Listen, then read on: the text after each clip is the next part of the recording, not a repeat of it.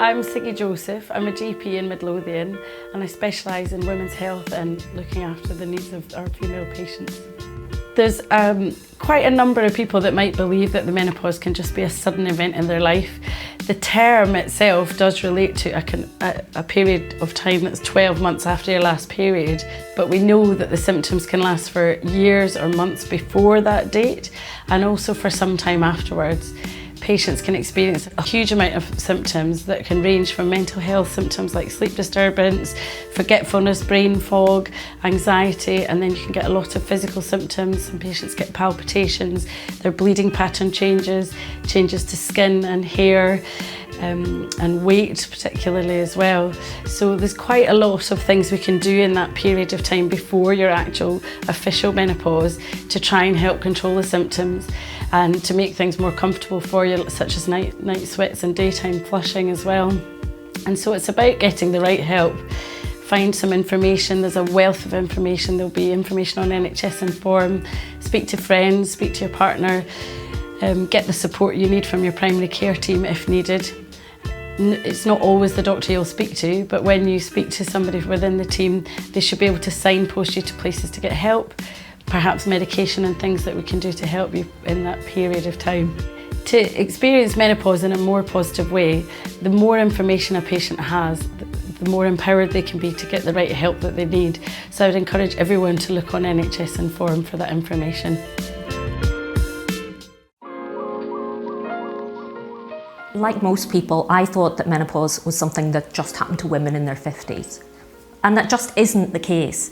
And there are very many women who experience symptoms of menopause or perimenopause much earlier than that. And I think that we're really not prepared for that. So I want women to know that menopause can happen at any age. Now, perimenopause, which is the period leading up to menopause, happens when the ovaries start producing less estrogen, and that's often what gives us symptoms of the menopause. And for most women, that happens between 45 and 55 years of age, but not all. About 1 in 100 women who are under 40 experience symptoms of menopause, and in fact 1 in 1,000 women under 30 experience symptoms of menopause, so it can really be very young. It's really important for women to be aware of what the symptoms of menopause may be. And we all know about the hot flushes, but there are many, many other physical and psychological symptoms of menopause that women really could be aware of and could be preparing themselves for, so that if they do happen, then they're aware of what's going on. So what to do is to seek as much information as you can, as early as possible. NHS Inform is an absolutely fantastic website. It's got all of the details about possible menopause symptoms, and it also has information about the treatments that are available, which is really important because some women will find that they need those during the menopause. It's also very important if women do have symptoms that they speak to someone. First port of call is probably your GP or your practice nurse. They may be able to diagnose you just from your symptoms. In some women who are younger, under 45 or under 40, they might recommend a blood test just to check your hormone levels if it is possible that you're going through an early menopause. That's usually if women are under 40, it's known as premature menopause or premature ovarian failure. And that can happen naturally for any of us, or it can be as a result of either medical or surgical treatment. Now, some people will not have any problems with their menopause. Some women, their periods just stop, they don't have any other symptoms and they're fine. But for many of us, we do have troublesome symptoms. And so it's really important that people do seek help because it is out there and there is treatment available. So the really important thing is to listen to your body. If you think you have symptoms, it may be the menopause, it might not be. But either way, seek help and find out and get whatever treatment is available that you need as and when you need it. Some people think the menopause only affects you physically, but that's not the whole story. It can also affect your emotions and your thinking. So emotionally, you could have mood swings all over the place. Perhaps before you were anxious about giving presentations, now you're having a panic attack over it. Maybe before you were mildly annoyed when he didn't do the washing up, now you get incandescent with rage, and it shows. Or feeling down when a friend stands you up before you brush it off, and now you're just plunged into despair, hopelessness, completely despondent. It's good to tell the people around you about this so they don't take it too personally. Now, your brain also goes, I'm sorry to say, like I can't remember stuff anymore. Once it gets over 3 things, that's it, got to write a list. Or I'll say the wrong word and I won't even realise I've said the wrong word.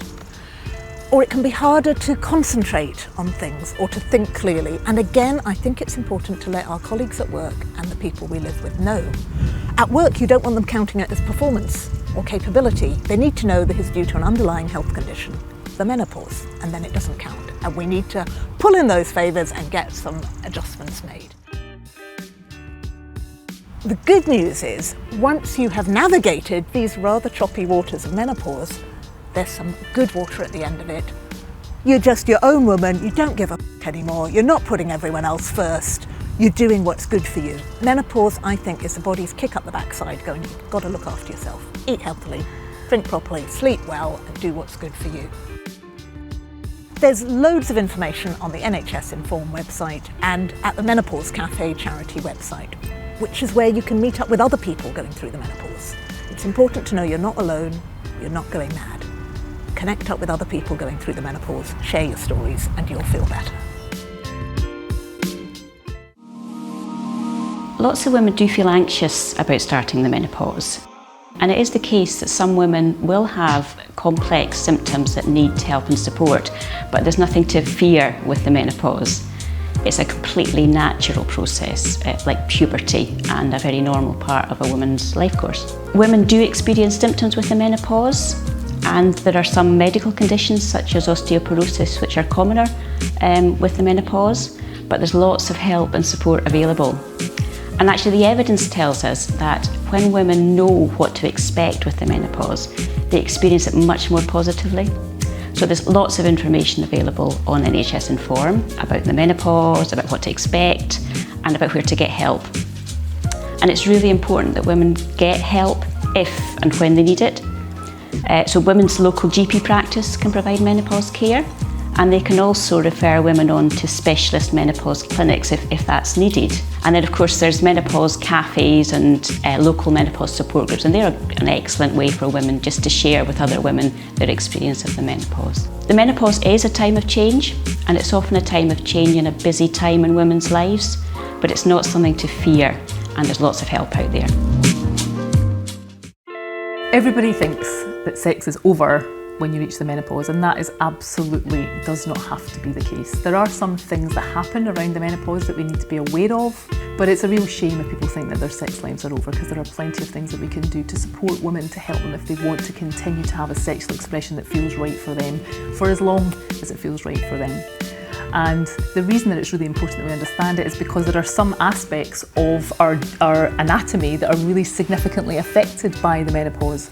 So this here is Verity, the velvet vulva, and all of the tissues within our pants, if you like, are affected by estrogen. As we start to lose estrogen, all of these tissues can be affected.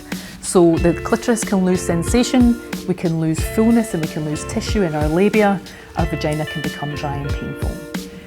All of those things are things that we might expect to happen. They are a normal part of the menopause, but the important thing is that there are things that you can do to help with those things. Seeing your GP to talk about whether local estrogen creams might be helpful, talking to your partner about the difficulties that you're experiencing, and also thinking carefully about what is it that I want from a sex life now at this point in my life. What is it that I want to be experiencing? What have I not tried? What would I like to try? Who do I want to try it with? What is it that I would like to have? Because this is an opportunity, a threshold to begin to re-engage with your sexuality in a way that is really meaningful for you. Menopause has been a joke, hasn't it, on stand-up stages for years. It's not a joke. It's a very serious subject, but it's something that you can discuss in a light-hearted and an informal way to help each other through that process. And my understanding is I'm the only fella they've asked to talk about menopause. So I'm 52, I'm married to a 52-year-old, so I do have some understanding of what it's like to be a loved one or a partner. My inadequate advice is to understand, is to be empathetic, is to listen as much as you possibly can. And the more you understand, the more you'll be able to help. Everybody experiences menopause differently. Every woman experiences it differently. But every household and family experiences it differently as well. Mine, yours, and every other. But the one thing they all have in common is you are likely to find a way through if you listen and talk to each other.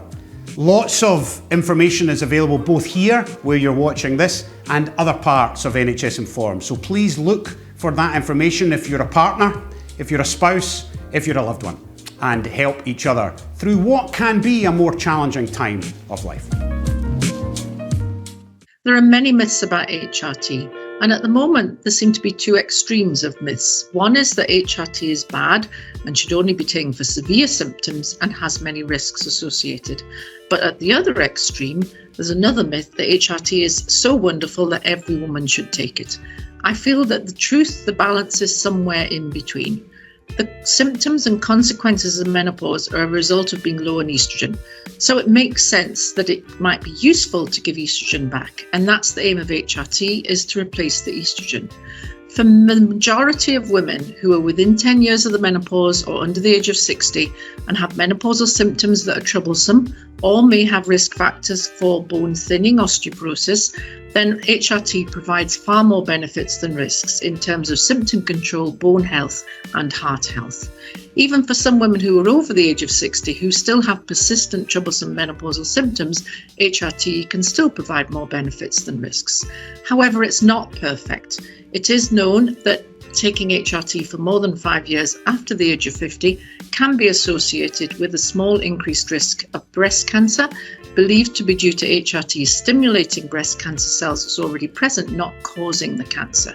Certain types of HRT, for example tablet form, can be associated with an increased risk of blood clot, but that's not associated if the estrogen, the HRT, is taken through the skin, such as a spray, a patch or a gel. So overall, HRT can be really helpful, but it isn't necessary that every woman should take it. The important thing is that women know that it's an option and are informed with the accurate information to help them make an informed decision. We're all different. There isn't one message that fits everyone. We have to individualise, and women have to have the chance to make that decision themselves based on accurate information.